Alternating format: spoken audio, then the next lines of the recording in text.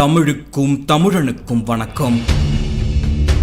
சிவாஜியையும் பாபரையும் அசோகரையும் கொண்டாடுகின்ற வட இந்திய வரலாற்றாசிரியர்கள் ஆசிய கண்டத்தின் பெரும் பகுதியை அதன் நிலப்பரப்பை தன் ஆதிக்கத்தின் கீழ் கொண்டு வந்து ஒரு மிக பெரும் பேரரசை நிறுவிய ராஜேந்திர சோழனை பற்றியோ அல்லது அவரின் தந்தை ராஜராஜ சோழனை பற்றியோ பொதுவாக எழுதுவதில்லை. நெப்போலியனையும் அலெக்சாண்டரையும் பெருமையாக பேசுகின்ற நம் பாட புத்தகங்கள் கூட நம் மண்ணில் நமக்கு நெருக்கமாக வாழ்ந்து நமக்கான அடையாளங்களை மீட்டு தந்த தமிழ் அரசர்களை பற்றி முழுமையாக சொல்லித் தருவதில்லை. ராஜேந்திர சோழனின் சரித்திரம் தமிழ் சமூகம் எண்ணி எண்ணி பெருமிதம் கொள்ளத்தக்க ஒரு சரித்திரம். பிற மன்னர்களைப் போல் தன் காலம் முழுவதையும் போர்க்களத்திலேயே கழிக்காமல் மக்கள் நலனிலும் வணிக வளர்ச்சியிலும் நாட்டின் மேம்பாட்டிலும் நிர்வாகத்திலும் கவனம் செலுத்தி ஒரு முன் உதாரணமாக இருந்தவன் தான் ராஜேந்திர சோழன். அதே நேரம் தன் தேசத்தின் பாதுகாப்புக்கு ஊறு விளைவிக்கும் எதிரிகளை இரும்புக்கரம் கொண்டு அடக்கவும் அவன் தயங்கவில்லை. என்னுடைய முந்தைய பதிவில் ராஜேந்திர சோழனின் அந்த ராணுவத்தை பற்றி நான் விரிவாக சொல்லியிருந்தேன். அந்த பகுதியை பார்த்துவிட்டு இப்பொழுது நான் சொல்ல போகும் இந்த காணொளியில் இருக்கும் இந்த பகுதியை நீங்கள் பாருங்கள். உலகமே வியந்த பல வரலாற்று ஆசிரியர்கள் இன்று வரை வியந்து வியந்து பார்த்து ஒரு அரசனை ஒரு செயலுக்காக பாராட்டுகிறார்கள் என்றால் அதுதான் ராஜேந்திர சோழனின் கடற்போர். இந்திய பெருங்கடலை தன் அதிகாரத்தின் கீழ் கொண்டு வந்து தன் ஆட்சியின் கீழ் கொண்டு வந்து அந்த மிக பெரிய கடலை ஒரு குளம் போல கடந்து சென்று எதிரிகளை வேட்டையாடியவன் ராஜேந்திர சோழன். ராஜேந்திர சோழனின் கப்பற் படையை பற்றித்தான் நீங்கள் இப்பொழுது தெரிந்து கொள்ள போகிறீர்கள். இந்த வீடியோவை முழுமையாக பார்ப்பதற்கு முன்பு டீப் டாக்ஸ் தமிழ் யூடியூப் சேனலை சப்ஸ்கிரைப் செய்யவில்லை என்றால் சப்ஸ்கிரைப் செய்து முழுமையாக உங்கள் ஆதரவை தாருங்கள். வீட்ல இருந்தே கேம் விளையாடி மணி earn பண்ண விரும்புறீங்களா? அப்ப இந்த வின்சோ ஆப்பை ட்ரை பண்ணி பாருங்க. இந்த வின்சோ ஆப்ல உங்களுக்கு பிடிச்ச கிரிக்கெட், கேரம், ரம்மின்னு நிறைய கேம்ஸ் இருக்கு. அது மட்டும் இல்லாம 70க்கும் மேற்பட்ட கேம்ஸும் இந்த ஆப்ல இருக்கு. இதுல இருக்க கேம்ஸை நீங்க விளையாடி ஃப்ரீயா மணியை earn பண்ணலாம். இதுல முக்கியமான விஷயம் என்னன்னா நீங்க earn பண்ண மணியை பேடிஎம் UPI வழியா பேங்க் டிரான்ஸ்ஃபர் பண்ணிக்கலாம். அது மட்டும் இல்லாம கிஃப்ட் வவுச்சர் கிடைக்கவும் வாய்ப்பு இருக்கு. வின்சோ ஆப்போட லிங்க் டிஸ்கிரிப்ஷன் பாக்ஸ்ல இருக்கு. மறக்காம அந்த ஆப்பை ட்ரை பண்ணி பாருங்க. ராஜேந்திர சோழனின் கடற்படையை பற்றி தெரிந்து கொள்வதற்கு முன்பு நாம் இங்கு ஆமையை பற்றி தெரிந்து கொள்ள வேண்டும். ஆம், இந்த ஆமைதான் சோழர்களின் கப்பற் படைக்கு முதன்மையான தளபதி என்று சொல்லலாம். கடல் ஆமைகளிடம் ஒரு அபூர்வமான குணம் இருக்கிறது. அவை தாங்கள் பிறந்த கடற்கரை பகுதி எது என்பதை மறக்காமல் இருக்கும். பிறந்த பிறகு வாழ்வதற்காகவும் இறை தேடுவதற்காகவும் பல ஆண்டுகளாக கடலின் வேறு பகுதிகளில் எல்லாம் சுற்றி அலைந்தாலும் அந்த ஆமைகள் அதனுடைய இனப்பெருக்க காலத்தில் மறக்காமல் தாங்கள் பிறந்த அதே கடற்கரைக்கு வந்து முட்டைகளை இடும். இது எப்படி சாத்தியம் என்றால் கடலின் நீரோட்டத்தையும் தாங்கள் பிறந்த இடத்தின் காந்த அலைகளையும் ஆமைகள் நினைவில் வைத்துக் கொண்டு இவ்வாறு பயணம் மேற்கொள்வதாக சமீபத்தில் ஒரு ஆய்வில் கண்டுபிடிக்கப்பட்டது. சராசரியாக ஒரு கடல் ஆமையால் ஒரு நாளைக்கு 85 கிலோமீட்டர் தூரமே நீந்தி கடக்க முடியும். ஆனால் இந்த ஆமைகள் குறுகிய காலத்தில் பல்லாயிரம் மைல்களை கடந்து வருகின்றன. அது எப்படி என்றால் கடலில் பாயும் நீரோட்டங்களின் உதவியுடன் பல்லாயிரம் கிலோமீட்டர்கள் நீந்தாமல் மிதந்து கொண்டே பயணிக்கும். இந்த ஆமைகளின் கடலின் நீரோட்ட பாதையை அறிந்தவன்தான் ராஜேந்திர சோழன். ஆமைகளின் இந்த அபூர்வ குணம் அந்த கால சோழர்களுக்கு அத்துப்படியாக இருந்திருக்கிறது.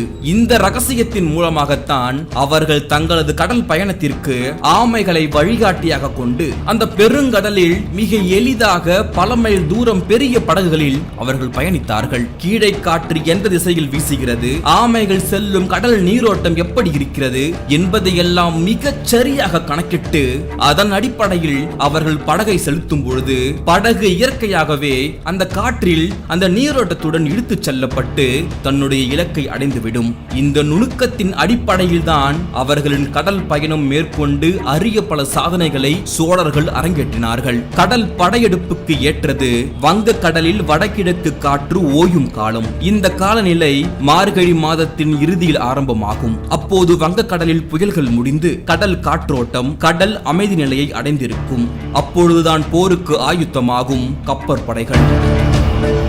அலை கடல் மீது பலகலம் செலுத்தி என்று தஞ்சை பெருவுடையார் கோவில் உள்ள அந்த கல்வெட்டில் அந்த மெய்கீர்த்தி தான் ராஜேந்திர சோழனின் சரித்திரத்திற்கு இன்று வரை ஒரு சான்றாக இருக்கிறது. இன்றைக்கு ஏகப்பட்ட தொழில்நுட்பங்கள் சாத்தியமாகிவிட்டன.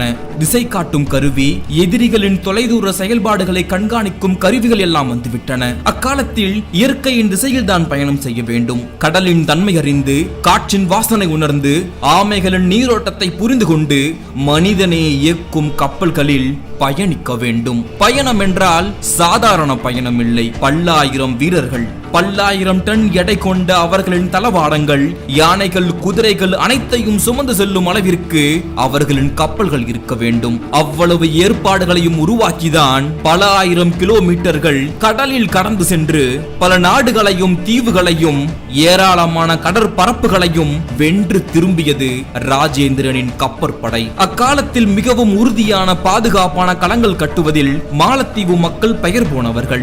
அவர்களின் களங்களையே அழித்தொழித்து அந்நாட்டையும் கைப்பற்றும் அளவிற்கு தொழில்நுட்ப நேர்த்தியும் உறுதியும் பாதுகாப்பும் மிக்க களங்களை சோழர்கள் உருவாக்கினார்கள் என்று அக்காலத்து வெளிநாட்டு வணிகர்களும் பயணிகளும் தங்கள் குறிப்புகளில் குறிப்பிட்டிருக்கிறார்கள். அப்படிப்பட்ட ஒரு உறுதியான கப்பற்படையை கொண்டுதான் ஆசியாவின் முக்கால் பாக கடற்பரப்பை ராஜேந்திர சோழன் தன் வசம் வைத்திருந்தான். கடாரம் கொண்டான் என்ற ஒரு பட்டப்பெயர் அவனுக்கு இருக்கிறது. கடாரம் என்றால் இன்றைய மலேசியா. அந்த கடாரம் மட்டுமின்றி பர்மாவில் இருந்து இந்தோனேஷியாவின் தெற்கு முனை வரை ராஜேந்திர சோழன் வென்ற நிலப்பரப்பு ஏறத்தாழ 36 லட்சம் சதுர கிலோமீட்டர்கள். வரலாற்றில் மிகப்பெரிய யுத்தங்களை நடத்திய Julius Caesar, Alexander, Timur, Genghis Khan போன்றவர்கள் கூட தரை வழியாகவோ அல்லது நதிகளை தாண்டியோதான் படையெடுத்தனர். ஆனால் ராஜேந்திர சோழன் தனது பல்லாயிரக்கணக்கான குதிரைகளையும் யானைகளையும் வீரர்களையும் சுமந்து செல்லக்கூடிய கப்பல்களை உருவாக்கி அதை கொண்டு கடல் வழியாக சென்று தாக்குதல்கள் நடத்தியிருக்கிறார்கள். ராஜராஜ சோழனுக்கு முன்பு வரை வணிக கப்பல்கள் தான் வணிகத்திற்கும் பயன்பட்டது, தேவைப்பட்டால் போருக்கும் பயன்பட்டது. ஆனால் ராஜராஜன் தான் போருக்கென்று தனித்த களங்களை கட்டினான்.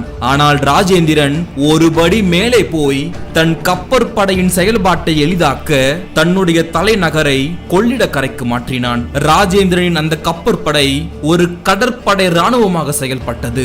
கடற்கொள்ளையினை தடுக்கும் சமாதான கால சுற்றுக்காவல், வாணிப கப்பல்களுக்கு பாதுகாப்பு அளித்தல், நட்பு நாடுகளுக்கு பாதுகாப்பு அளித்தல், தன் நாட்டின் துறைமுகத்திற்கு அருகிலும் ஆழ்கடலிலும் எதிரிகளை கண்காணித்தல், கடலின் தன்மையை புரிந்து கொள்ளுதல், கடற்கரை முகப்புகளை உருவாக்குதல், நட்பு நாட்டின் எதிரிகளுக்கு பயண தடையை ஏற்படுத்துதல், எதிரிகளின் கப்பல் படைகளை நாசப்படுத்துதல் போன்றவை ராஜேந்திரனுடைய கப்பற்படையின் பிரதானமான செயல் திட்டங்களாகும். இவர்களின் கப்பற்படை களங்களில் சோழர்களின் உருவமான புலிக்கொடி கட்டப்பட்டிருக்கும், புலி சின்னமும் பொறிக்கப்பட்டிருக்கும். அக்காலத்தில் அப்படியான ஒரு ஒழுங்கு உலகில் வேறெந்த பேரரசர்களின் படைகளிலும் இல்லை என்பதுதான் வியப்பு. கப்பற்படைகளில் பல பிரிவுகள் இருந்தன. அதில் இருக்கும் ஒவ்வொரு பிரிவுகளையும் அதன் பெயர்களையும் நான் சொல்கிறேன், நீங்கள் வியந்து போவீர்கள். போர்க்கப்பல் படைப்பிரிவு கணம் என்று அழைக்கப்பட்டது. கணத்தை கட்டுப்படுத்தி கட்டளையிடுபவர் கணபதி என்று அழைக்கப்பட்டார். அதேபோல் கடலில் அவர்கள் தாக்குதல் நடத்த ஒரு இடத்தை தேர்வு செய்வார்கள். அந்த இடத்திற்கு எதிரிகளின் கப்பல் படைகளை அவர்களுக்கே தெரியாமல் அவர்களை நகர்த்தி கொண்டு வர கண்ணி என்ற ஒரு படைப்பிரிவு செயல்பட்டது. புலனாய்வு, சுற்றுக்காவல், வழிமறிப்பு போன்ற பயணிகளுக்காக ஜலத்தளம் என்ற ஒரு படைப்பிரிவு இயங்கியது.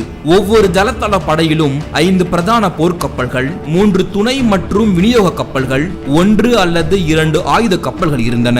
கடும் பயிற்சிகளை பெற்ற வீரர்களை உள்ளடக்கிய மண்டலம் என்ற ஒரு படைப்பிரிவு அபாயகரமான ஆழ்கடல் நடவடிக்கைகளுக்கு பயன்படுத்தப்பட்டது. இந்த படையானது இன்றைய அதிரடி படைக்கு இணையானது. ஒவ்வொரு மண்டலமும் 40 முதல் 50 கப்பல்களை கொண்டதாக இருக்கும். அணி, பிரிவு என்ற பெயர்களிலும் வெவ்வேறு கப்பற்படைகள் செயல்பட்டன. கடற்படையின் தலைமை கட்டளை அதிகாரி ஜலாதிபதி என்று அழைக்கப்பட்டார். போர்க்கப்பல்களின் படைத்தலைவன் பிரிவாதிபதி அல்லது தேவர் என்று அழைக்கப்பட்டார். கடலில் மட்டுமல்ல, கடலோர பாதுகாப்பு பாதுகாப்பிற்கும் சிறிய ரக கப்பல்களுடன் கூடிய துணைப்படை செயல்பட்டது. இப்படை கரைப்படை அல்லது கரை பிரிவு என்று அழைக்கப்பட்டது. நீர்வழி வாய்க்கால்கள், துறைமுகங்கள், புதிதாக கைப்பற்றப்பட்ட கடலோர பகுதிகள் மற்றும் கரையோர நகரங்களின் சுற்றுக்காவல் பொறுப்புகளை இப்படை மேற்கொண்டது.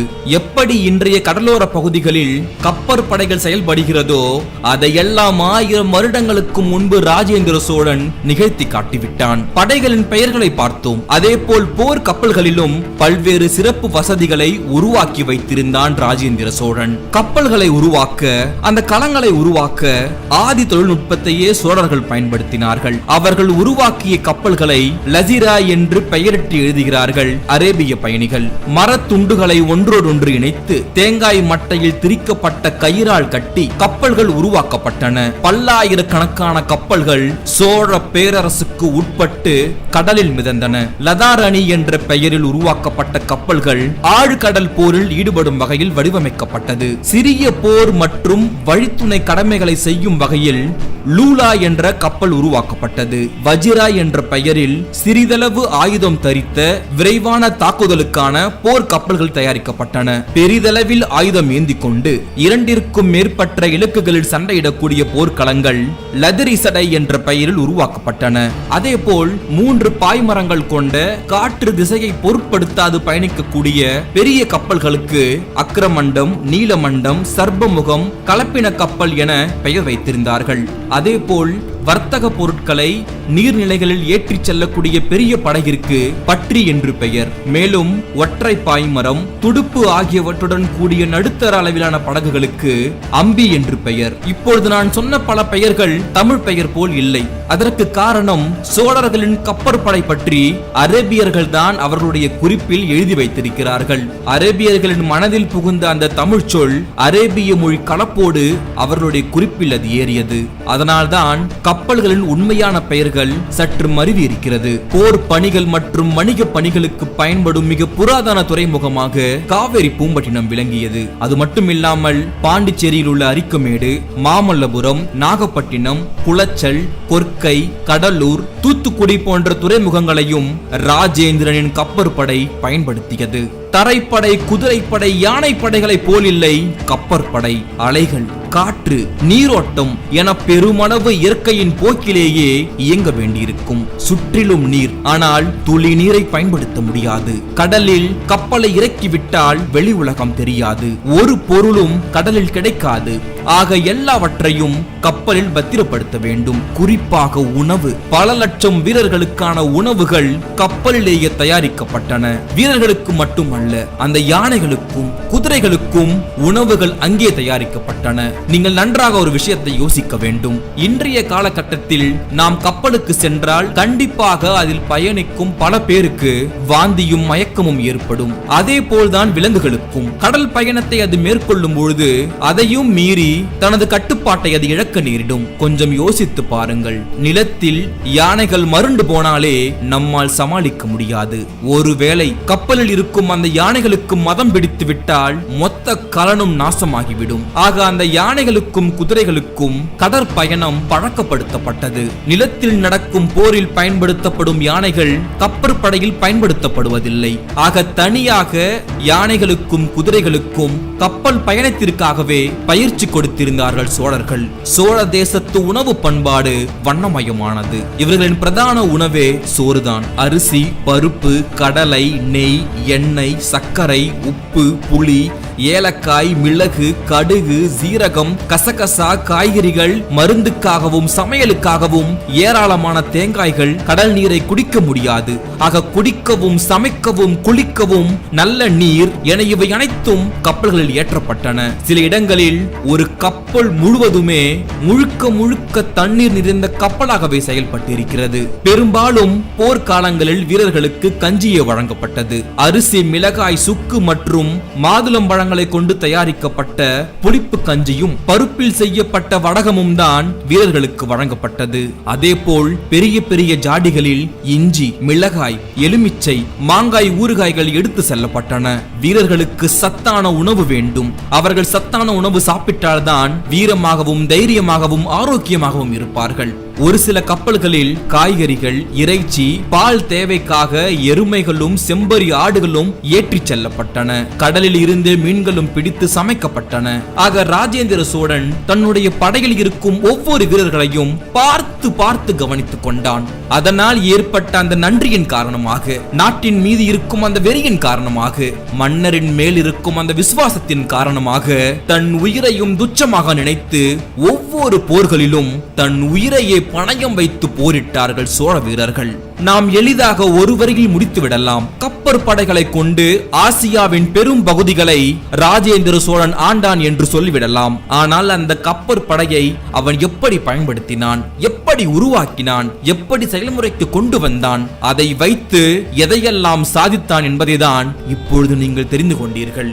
இந்த முறைகளை பயன்படுத்திதான், இந்த படை பிரிவுகளை பயன்படுத்திதான் இந்திய பெருங்கடலை கடந்து சென்று பல நாடுகளை வென்று திரும்பினான் ராஜேந்திர சோழன். இந்தியாவில் எந்த ஒரு இந்திய பேரரசனை எடுத்துக்கொண்டாலும் ஏதோ ஒரு விஷயத்தில் தான் மகத்தான சாதனையை படைத்திருப்பார்கள். ஆனால் எல்லா விதத்திலும் ஒருவன் சாதனை படைத்தான் என்றால் அவன்தான் பேரரசன் ராஜேந்திர சோழன். ராஜராஜ சோழன், ராஜேந்திர சோழன் ஆகியோரின் மகத்தான சாதனைகளால் தான் பிற்கால சோழர்களின் ஆட்சி 430 ஆண்டுகள் நீடித்தது. ராணுவம், கப்பற்படை மட்டும் இல்லாமல் பல சாதனைகளை ராஜேந்திர சோழன் புரிந்திருக்கிறான். அதையெல்லாம் அடுத்தடுத்து வரும் காணொளிகளில் நீங்கள் பார்க்கலாம். இதுபோல் பல தமிழ் வரலாறை தெரிந்து கொள்ள, தன்னம்பிக்கை பதிவுகளை தெரிந்து கொள்ள, தமிழின் பெருமையை தெரிந்து கொள்ள டீப் டாக்ஸ் தமிழ் யூடியூப் சேனலை சப்ஸ்கிரைப் செய்து பெல் ஐகானையும் அழுத்தி விடுங்கள். அதே போல் டீப் டாக்ஸ் தமிழ் Facebook மற்றும் Instagram பக்கத்தையும் பின்தொடருங்கள். டீப் டாக்ஸ் தமிழ், நான் உங்கள் தீபன்.